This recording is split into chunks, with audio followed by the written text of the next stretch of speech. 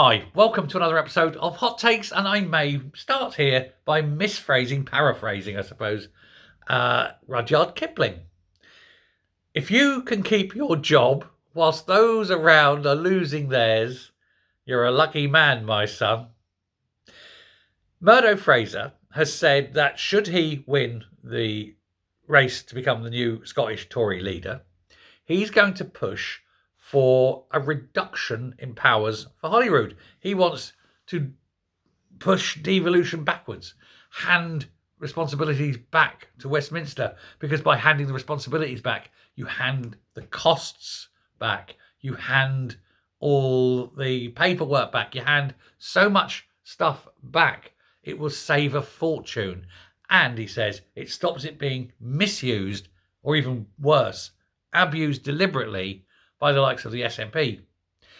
He's looking for things like, for example, benefits. He's saying push the benefits back. They've brought them up and they've cocked it up. He says push national pay scaling back. So nurses in England will earn the same as nurses in Scotland. That way you don't have any kind of different push for being attractive to move south because you're going to get more money, that sort of thing. It's the same monies. He also says realigning the taxation system, having a single tax, and take that power away from Westminster. He says another divisive thing that's going to destroy Scottish economy by having too high a tax. Now, he's absolutely right. I would argue he's not going far enough. I would argue get rid of the whole damn thing. Hundreds of millions a year saved on a talking shop that, effectively does nothing that couldn't be done without it. Let's get rid of the Scottish government. Let's get rid of Holyrood. Let's open it up. We can make it into a big pleasure palace for all the immigrants. That'd be nice, wouldn't it? And they can have that.